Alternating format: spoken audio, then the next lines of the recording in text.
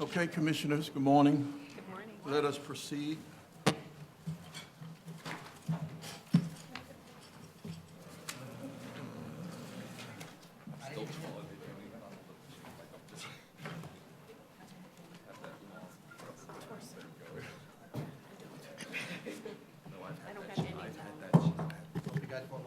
Good morning, everyone. Welcome to the City Planning Public Hearing.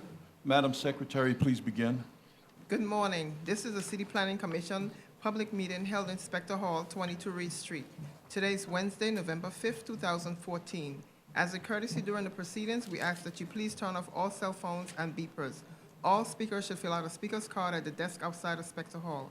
In addition, we ask that those providing testimony please identify yourself, limit your remarks to 3 minutes, and speak clearly into the microphone. I will now call the roll. Chairman Weisbrod, Vice Chair Knuckles. Here. Commissioner Besser. Here. Commissioner Cantor. Here. Commissioner Cerullo. Here.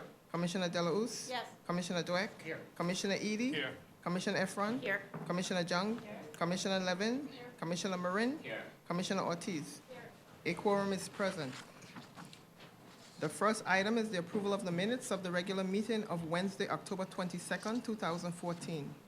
On the minutes, all in favor? Aye. Anyone opposed? Minutes are approved. Scheduling. On calendar numbers 1 and 2, we have resolutions for adoption. Scheduling Wednesday, November 19, 2014, for a public hearing to be held in Spector Hall, 22 Reade Street. On the resolutions, all in favor? Aye. Anyone opposed?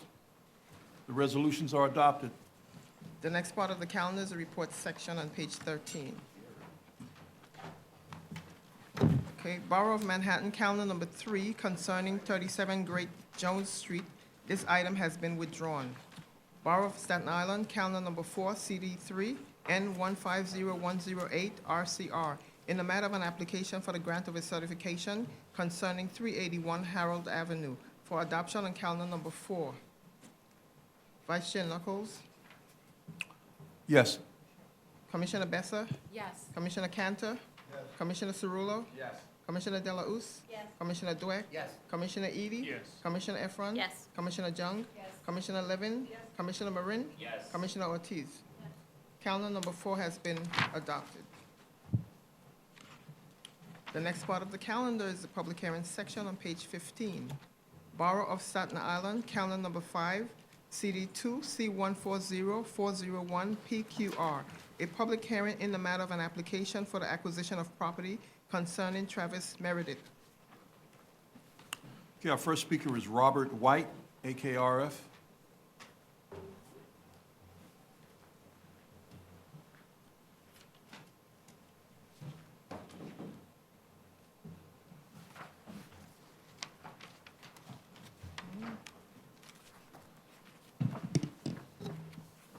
Okay.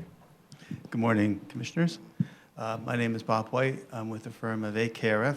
We're the environmental and planning consultants to the New York City Department of Design and Construction, who will be designing, bidding, and contracting this project. We have representatives from the Department of Design and Construction here today. And also, this is a DEP-sponsored project. It's a sewer and drainage improvement project. We have Dana Gum from DEP as well, and the citywide Department of Citywide Administrative Services is also an applicant and would take care of the purchasing of the property. We also have representatives from Hazen and Sawyer here, who are part of our joint venture with the Department of Design and Construction and did the design for the Best Management Practice, or BMP, which I'll explain to you later. So this is a pretty significant capital project in northwest Staten Island, in the Travis neighborhood. It's going to provide approximately 12,000 linear feet of new storm sewers, about 10,000 linear feet of water line replacement, and 2 miles of street resurfacing.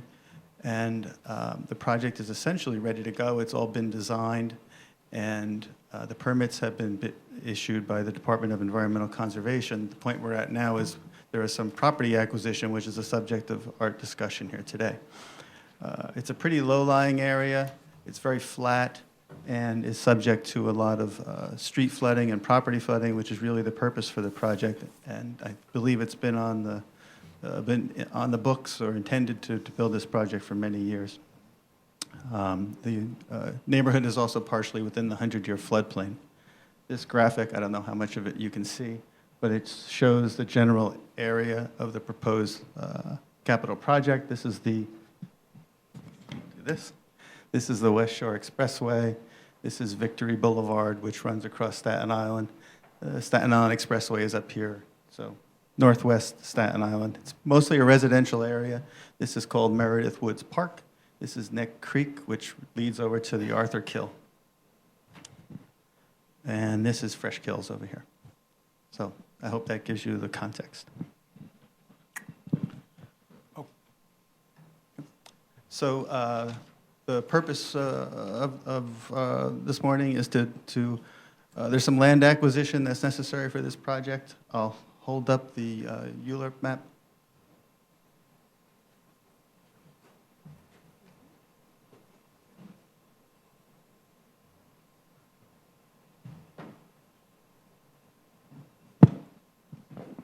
There's 3 lots involved in the acquisition.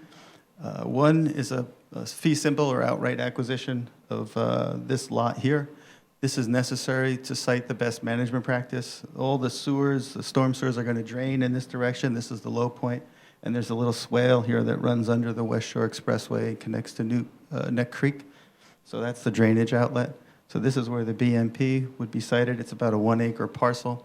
And if you approve this, the city would then move to acquire the entire property. It's vacant, and it's essentially wetlands for the most part today. Sort of a flag lot, has this little connection to Cannon Avenue. There's also a DEP pump station on the adjacent property, so Okay. You want to make brief concluding remarks, Mr. White? Sure. I'll just hold up the design of the BMP. Is a freshwater pocket wetland that would remove pollutants and control the drainage for the project at the outlet. And the other acquisitions are 2 portions of 2 lots, one of which is vacant and one of which has a household on it. It'd be rear yards, and it would affect their lawns and driveways, so there'd be no impact on any homes. And we have reached out and spoken to the property owner of the occupied lot. Okay. So those would be easements, and the purpose is just to, you can see these 2 streets are offset, so for the sewers to get from one point to another, we need to have this easement. Thank you. Questions for Mr. White? Any questions? Commissioner De La Luz. Thanks for being here. On the easements, it's really both for the initial capital improvement and then ongoing maintenance, is that correct? That's correct. So once the city would come in, this would probably, they're pretty short stretches, about 60 linear feet, so that probably about 2 weeks of construction. After that, everything will be buried. There wouldn't be anything visible. There'd be a prohibition on any future structures over it. There'd be easement would prohibit that. And that DEP could come in and maintain the sewers as needed. But you could continue to have a driveway and a lawn over the top of the easement, or within the easement, I should say. Commissioner Cerullo. To build on that, just for clarification on the type of agreement that exists between, I'm assuming DEP directly and the property owner for the easement, or is it DDC? I'm actually not familiar with the legal descriptions. Okay. It could just be the city, or it could be DEP, maybe someone from DEP, maybe So I can Dana. ask that question. I can ask that question again after. But generally, if you're not the person to ask the details of the agreement, then I won't go. I'll wait till the next person. If you'd like, Dana could answer the question. They're up He's next. signed up, Okay, yeah. you signed up? Yeah. Okay, then we'll do it that way. Thank you so much. You're welcome. Any other questions for Mr. White? Thank you. You're welcome. Okay, Dana Gum, DEP. Good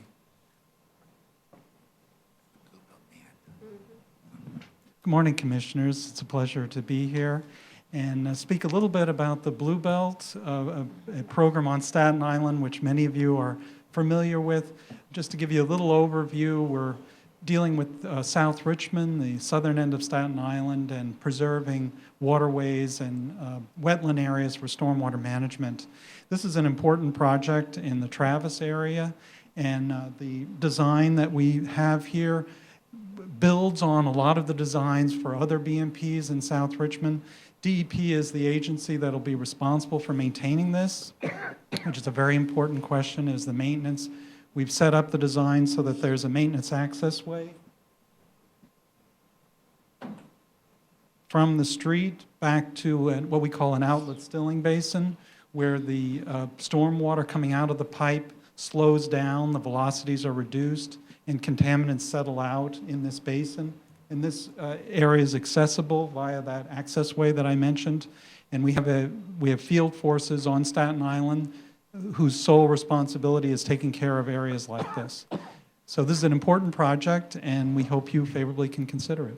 Be happy to answer any questions. Thank you. Commissioner Efron.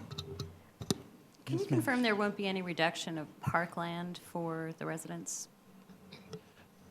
No, there won't be any reduction in parkland. The Bluebell projects fit very much into the park setting. We've done very many BMPs in parks all over South Richmond, and they very much enhance and improve the park setting. The BMPs are natural water bodies. The natural area restoration is what we do in park areas, so it's very much in fitting with parkland.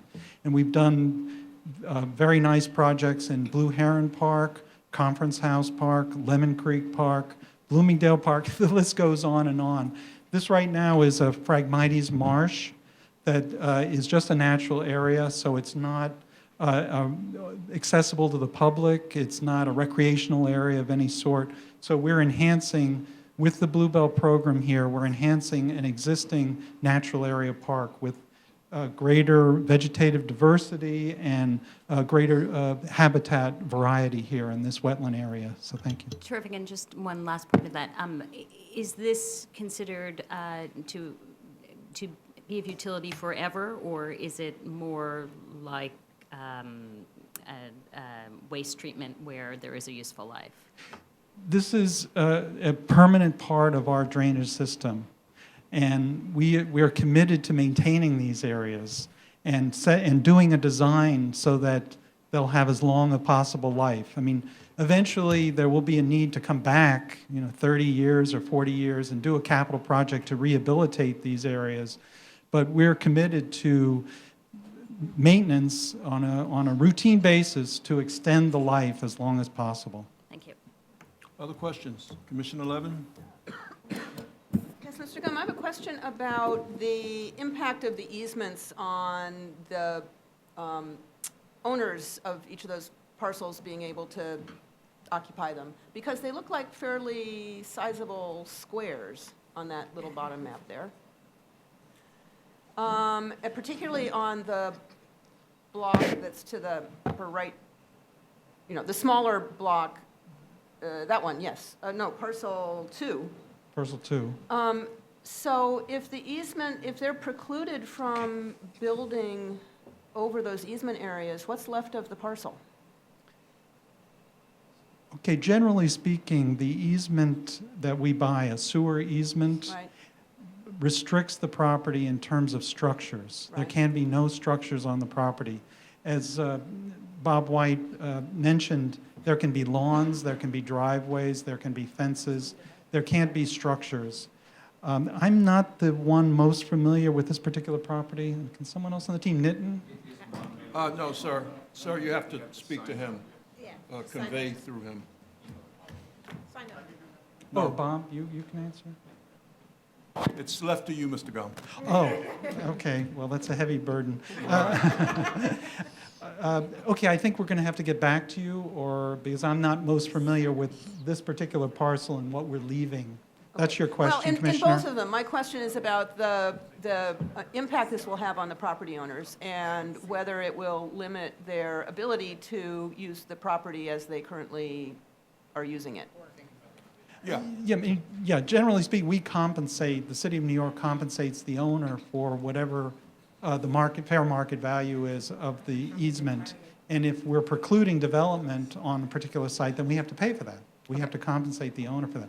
Okay, but you don't know, if you could get back to us on whether this will have that effect on that lot, that would be. Yes, right, I'm not That'd be the helpful. the one most familiar with the Okay, particulars of and this so one. maybe, are you the right person to ask about the acquisition process? Yes, Will those I be know- negotiated purchases, or Yes, I'm very familiar with. is that the goal? Yeah, that's the goal. Okay. We very much want to acquire properties through negotiated acquisition. I've been working with DCAS for many years on other Bluebelt acquisitions. If necessary, eminent domain will be used, but we first reach out to the owners and try to reach a mutually agreeable price on the property. So in the Blue Belt system as a whole, how, is there something you wanted to add?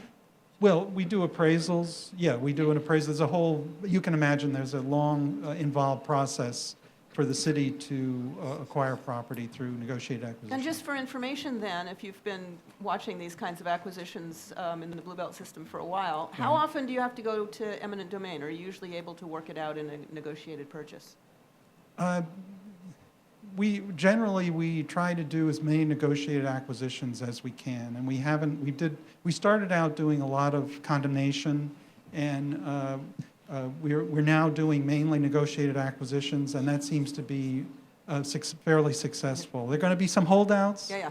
But generally, we're looking to acquire as many as we can with negotiated acquisition.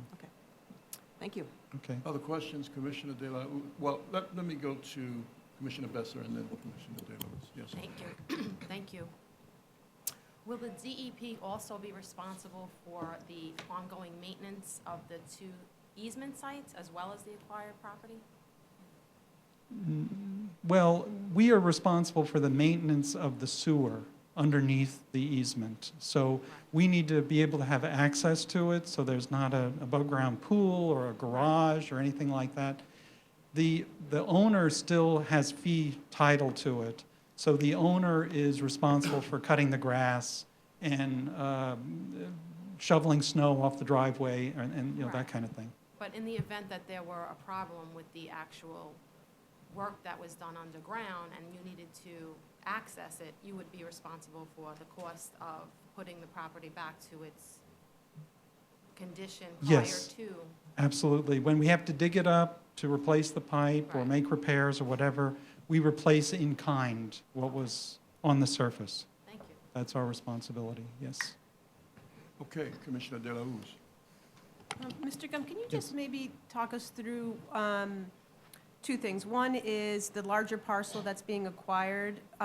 What the thought was about why not acquiring the space to the right, or the lot to the right? No, I'm sorry. Just to the right of the access road, but between the access road and the home. This area? To the other, to the right. To the right? The other right. The other, okay, this Yeah, way. no, between the one? access road, the To the DEP dogleg. station and the access Oh, road. this Yeah, one yes, here, exactly. that property. Yeah, so that was one question, and the other had to do whether or not the acquired property and the action and the Blue Belt is going to impact the property owners that are just to the, I'm going to say south, I'm not really sure if that's the proper direction. Yes, These that properties, impacts them in any way. yeah. Thank you. Yeah, we have to limit the acquisition and acquire just what's really essential for the BMP, and that kind of caused this property to drop out of that analysis.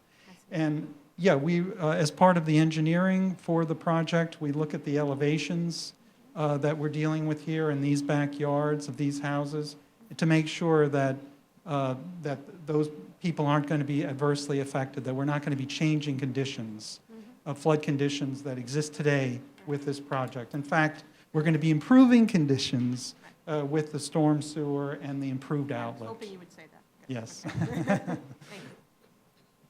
Commissioner Cerullo.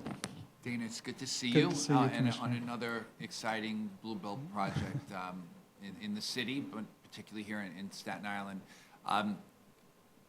Commissioner Besser actually asked the question, or got to the question that I was originally trying to ask about the relationship in terms of the easement and the maintenance. But I do have a question.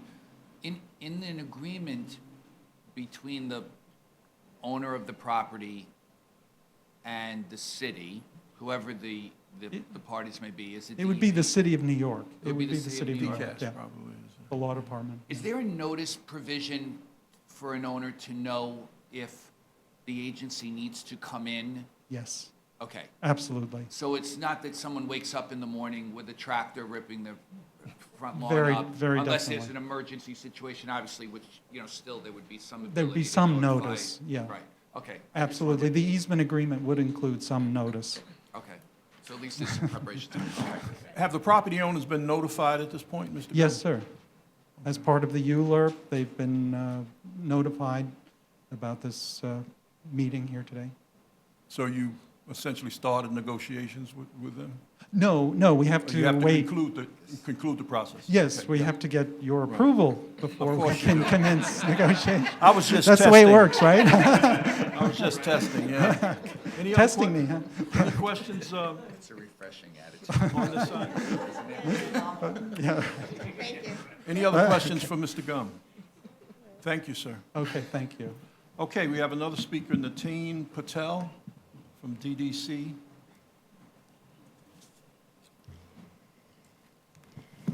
Good morning, Commissioners. You had a question regarding the easement of the small lot. That is considered non-buildable, it's too small, and then the easement is going to take 30 feet off it. So that's the reason the person has not done anything yet. Okay. Commissioner Levin. Yes. So if it's non-buildable, why doesn't the city just acquire the whole thing? We can only acquire the area that's required for our design. We cannot go out beyond that. But the due process will take care of whatever needs to be taken care of, in a way. So that just leaves it kind of leaves the lot in legal limbo, right? I mean, I would assume that most of, well, I guess if it's unbuildable, it probably has a pretty low appraised value anyway.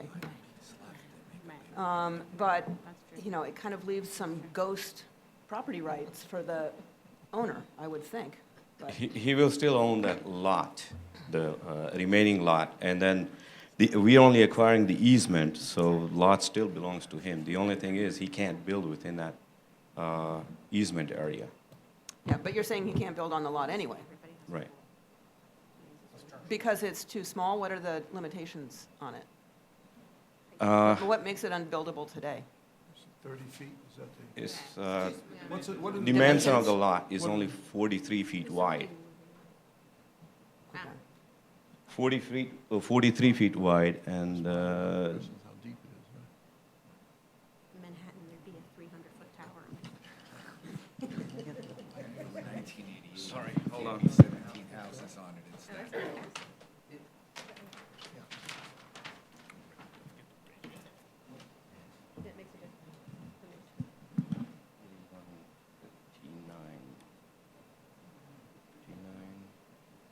Well, if it's too small, that's the it's answer. about 60 feet, So about 40 by 60, 40 by 60 lot. yeah. Commissioner Manin. I just want to elaborate on that question a little bit further. So is it unbuildable because you are now acquiring the easement, or was it unbuildable before the easement was acquired? Before is what he said. No, it was not buildable because the owner never built it in a way. He realized that he could not build it. He's not really answering the question. I would think when they start to negotiate the value of the It'll be- easement, if it's a buildable lot versus a non-buildable lot, the value discussion will probably, be very different. Right, but it still remains a piece of property on the tax rolls, Yeah. so the owner with no ability to do anything on his property except maybe grow some carrots is left having to pay taxes, so, He's doing Yeah. that now. Did you have a yeah, question? that's true. It's no different Okay. after this then, yeah. Commissioner Cantor and then Commissioner DeWitt. I don't know how deep the roots of carrots are. So that was. Let me see if I can understand it a little bit better. Once upon a time, there was a guy who owned a parcel which he could not build upon if he wanted to. Is that correct? He bought the lot as an auction, so Can he And- if you guys didn't show up and he wanted to build something, could he? I don't think so. Okay. So therefore, he has a lot he can do nothing with in terms of erection of any kind of a structure. Right. Now, you guys show up and you like that parcel or a part of it. You've said to us that we want to take an easement across a piece of it, but we can't take the whole parcel because that's against the rules. Right. Is that correct? Okay, thank you. Commissioner DeWitt. Question, the house to the left, is that the same owner? The big one? The big house, yeah, No, different owner. different owner. And so the two lots are also different owners, or? they're- Yes. So, There's three different. This is part of the big lot, and this is the independent lot. Okay, so it's three owners. so it's three owners, or two owners? No, parcel 1 is owned by this homeowner, I see. and parcel 2 is just this strip in front of him. So, and they're different tax lots. Yes. So in theory, if parcel 1 and parcel 2 were to merge, they could probably build something if they? Yeah, if it was deep enough, meaning from the street, they could build something on it. Got it. They could have. But at present, both, as you stated already, are not buildable lots. Right. Okay, thank you. Any other questions? Thank you, Mr. Patel. Thank you. Are there any other speakers on this item? If they're not, the hearing is closed. Yeah. Right. Madam Secretary, is there any other business before the commission? No vice chair. Are you certain, Madam Secretary? 100%. Owner's the big one, merging them up. Okay, It's a large crowd for. It is over. all righty. You've never said that before. There being no further business, this hearing is, the meeting is adjourned.